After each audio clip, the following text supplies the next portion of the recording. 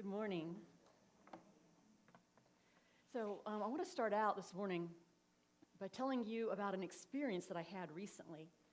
I went to Denman Estate Park in San Antonio. I'd never been there before, and I could finally cross it off my long list of places in San Antonio that I want to go, but I haven't managed to go to yet, and it is a beautiful park. So I met two other women, one of whom was a certified forest bathing guide. We spent 90 minutes interacting with the natural environment of the park. In one segment of a series of activities, the guide invited us to walk around the park and notice what's blooming. So I looked around and I thought, well, this will be easy or difficult, depending on how you look at it. It was mid-March, and so far I had counted one species of blooming plant in the park. So I headed in the direction of that flowering plant, looking around the whole time to see if I could spot anything else in flower. I even looked up into the branches of the trees. For several minutes, I thought, there's just one species of flowering plant in the park. And then I happened to look down. Right at ground level, I spotted some tiny flecks of yellow scattered on the ground on the few little patches that weren't covered in brown leaves. Several tiny yellow flowers were blossoming. I suppose I'd seen them before, but hadn't really noticed them. I scanned the ground some more, and I spotted two white flowers about as big as my thumbnail, all by themselves, a little ways off the path. I ended up finding two other kinds of tiny flowering plants, as well as some new growth above the ground line that made me think a little more deeply about my definition of blooming. I could tell you a lot more about my 90 minutes of forest bathing, but I'll leave it at saying that at the end of those 90 minutes, I felt more peaceful and centered than I had felt in a long time. So you might have seen the bumper sticker, "I wasn't born in Texas, but I got there as fast as I could." I could say the same thing about myself and nature. I grew up in the suburbs.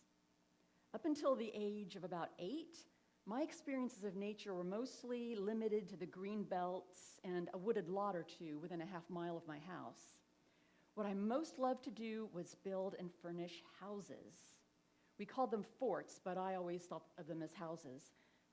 Take an abandoned board and lean it against a tree trunk or balance it across tree limbs, and then you thatch it with limbs to make a rudimentary structure. And then I would furnish the little houses with found objects or discards from around my own house and yard. When I was about 8, my family moved to a different neighborhood, a place where not even green belts or wooded lots were within walking distance. I did have some opportunities to encounter nature beyond my own neighborhood. Being in Florida, there was the all-too-rare beach excursion. I loved jumping the waves and combing the beach for seashells. Also, I was a Girl Scout in elementary school, and I vaguely remember being taught to dig a hole to defecate in the woods. So clearly, we were being prepared for some hardcore time in nature. But then our nature-loving troop leader was replaced by a woman who refused to go camping unless we could reserve the cabins with the toilets and running water. These days, many if not most kids live in areas like the ones I moved to when I was 8, with grass lawns and a scattering of trees being their closest brush with nature. And schools, as a rule, do nothing to augment children's access to nature or any kind of outside play. This past year, I supplemented my income a little bit by substitute teaching, and I worked mostly with the preschool through second grade classes. So let me ask those of you who don't already know to guess. In like grades, first and second grade, how many minutes of outdoor play in a day do you think the average first and second grader gets? Specifically where I was in San Antonio, but I'm sure it's pretty regular. Give you a second to guess. 20 minutes. The majority of the playgrounds also, they're fenced in, mulched areas. Only a couple of schools I worked at had grass or trees on the playgrounds. And inside the classrooms, I have yet to see so much as a potted plant. I thought I saw a plant in a class once in a room, but I looked closely and it was plastic. Now, I'm not here to judge academic priorities, and I understand the challenges of providing children with nature play in urban and suburban schools. I mention it just to point out the fact that schools are not providing what Richard Louv refers to as vitamin N, the exposure to nature that children need. So families, communities, and churches need to. As a child, I was entirely dependent on adults for any significant exposure to nature. And the same is probably even more true for children today. So this is a point to remember. Many children today are dependent on adults for any exposure to nature. They can't walk to it from their front door. As an adult, I love venturing into nature as often as time and budget will allow. Not that I'm any sort of naturalist. I barely know a cedar from a cypress. And if it's not a blue jay, cardinal, or pelican, I probably don't know what kind of bird it is. But I am thrilled by the vistas that you can see from a high point in Big Bend, or the silent stillness I encounter when the nearest human is miles away. You might say that my connection to nature is mindless, and I'm not sure that's a bad thing. Now, I understand that getting out into nature is not for everybody. Nature has bugs. Without adequate precautions, and sometimes even with adequate precautions, you can come home with a terrific itch in a place that it's embarrassing to scratch. Sunburn is no fun, and neither is a bee sting. Still, understanding that not everyone's experiences in nature will have been 100% positive, I'm willing to bet that for most people who have spent much time in nature, the good memories greatly outweigh the bad. So I'm going to invite you for just about a minute of silent contemplation. Think, if you can, of a positive experience you've had in nature as a child or as an adult. Try to recapture the feelings in your memory. I'm going to ring the little bell, give you about a minute, and then ring the bell again.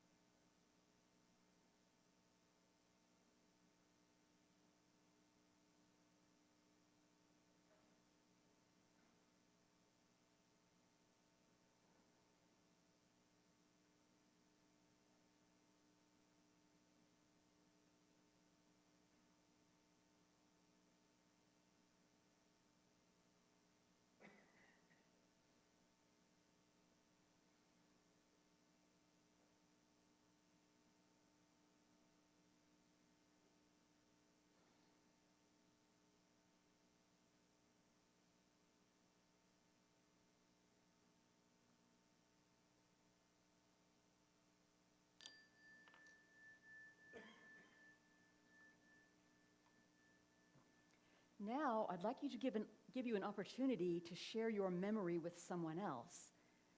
I'm going to ring the bell again, and this time I'm going to give you 2 minutes to please turn to a neighbor, preferably someone you did not arrive here with today, and share your memory if you feel comfortable doing so.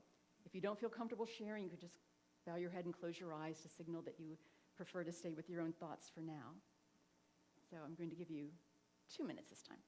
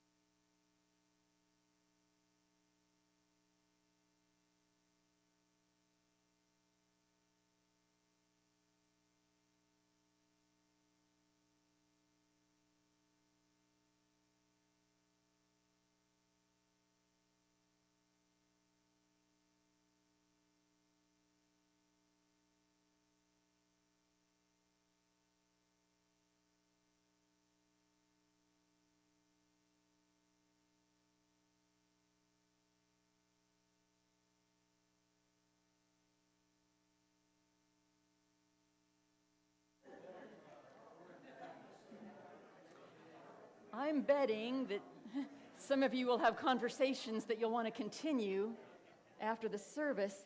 I hope many of you had pleasant memories to share and maybe some insights as to how your relationship with nature affects your life as a whole. Oh, okay, here I am. I myself have fond memories, not only of time spent alone or with other adults in nature, but also many hours spent with young people in nature. Favorite activities when I was a counselor at UBarU included making nature collages, nature scavenger hunts, and making fairy houses, which are just tiny pretend living areas made out of found natural objects. A very special and impactful activity every year is the sunset worship at the top of Enchanted Rock. Having been a camp counselor and a parent, I know that many children will complain at first when removed from their electronic devices and asked to hike or search around the ground for the perfect rock to paint. Richard Louv, author of several books advocating for children's access to nature, quotes one child as saying, "I like to play indoors because that's where the electrical outlets are." We saw plenty of nature reticence at camp. I remember the child who was afraid to walk up Enchanted Rock because it was a steeper surface than she had ever walked on. And I told her I would stand behind her and catch her if she fell backwards.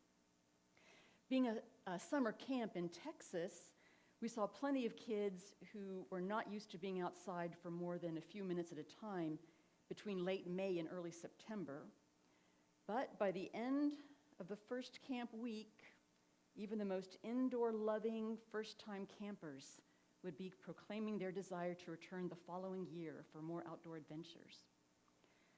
Earlier, I mentioned an author named Richard Louv, the coiner of the phrase vitamin N, to describe the physical and psychological benefits of nature for children. He also invented another phrase, nature deficit disorder, to describe the situation of children who are disconnected from nature. It's just a metaphor, it's a non-technical term. Richard Louv tells us that today, nature is more of an abstraction than a reality for many young people. If you're doing research on the child-nature connection, Louv's name will come up more than any other. In fact, it's almost the only name you'll see. So much of what I'm going to say in the next few minutes comes directly or indirectly from Richard Louv. So I hope I'm saying it right. It's spelled L-O-U-V. According to Louv, today's kids spend less and less time outdoors. In a typical week, only 6% of children ages 9 to 13 play outside on their own. And it's taking a toll on their health and well-being. Research has shown that children do better physically and emotionally when they are in green spaces. Benefits include positive feelings, stress reduction, and attention restoration. Studies of children in schoolyards with both green areas and manufactured play areas have found that children engage in more creative forms of play in the green areas, and they also played more cooperatively. Recent research also shows a positive correlation between the length of children's attention spans and direct experience in nature. On the other hand, experiences indoors, like watching TV, or even outdoor playing on paved areas, leave children functioning worse.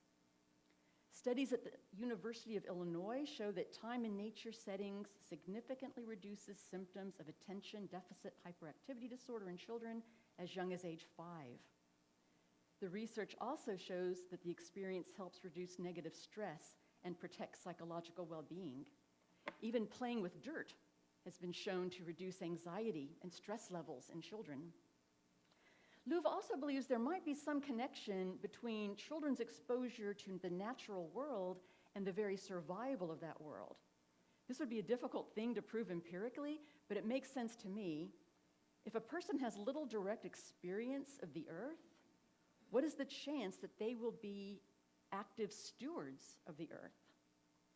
Past research has shown that adults who identify as environmentalists or conservationists almost always have had some transcendent experience in the natural world. So what happens if that natural world, or that experience, I should say, virtually disappears? Students do learn about nature and the environment in schools, but for many, the natural environment has been intellectualized or removed. While including environmental education in the curriculum, many school districts in the U.S. have banned live animals from the classrooms. They've dropped outdoor playtime, except for the 20 minutes, and dropped field trips and filled the classrooms with computers. Young people certainly need to know about threats to the environment, but they also need direct experience in nature, just for the joy of it. Louvre speculates that if children learn about climate change and other environmental hazards in isolation from a direct experience of nature, they may associate nature with fear and destruction for the rest of their lives. Now, my husband Roy and I were not thinking about any of these things when we took our son Clifton to the beach, or made him hike with us, or when we sent him to camp at U every year from age 8 to 18. We just knew intuitively, as many parents do, that getting out of the house is a good thing. And as it turned out, Clifton's camp experience provided inspiration for Roy's story of the fire stag, a story that expresses his sense of the transcendent in nature. One day at camp, Clifton took a picture of the campfire, and when he looked at the picture, he saw that the flames formed the shape of a stag. He showed the picture to Roy, who was inspired to write a story about a magnificent stag and a young boy named Clifton, whose care for nature's creatures allows him to forge a bond with the land and the legendary fire stag. As Unitarian Universalists, we are called upon to do many things. Our 7 principles call upon us to affirm and promote a list of essential values. We work for justice, we work to help others, we work to nurture the environment. It's joyous work and important work, and it's work. And on top of all this work, I would pile on another imperative for UUs: to live in joy, awe, and gratitude. This is an imperative that may take a little effort, but I wouldn't call it work. It can be pure, self-indulgent joy. A fantastic book can fill us with joy, awe, and gratitude. A beautifully painted church, a child learning to read. My cell phone fills me with joy, awe, and gratitude. Really, these are a miracle of human achievement. In nature, a clear stream cascading over rocks, a bird washing itself in a puddle, a mountain vista. For me, the occasional foray into nature is essential to complete the palette of joyous, awesome gifts that inspire gratitude in my life. I wish the same for each of you and for all the children we know and don't know. Thank you.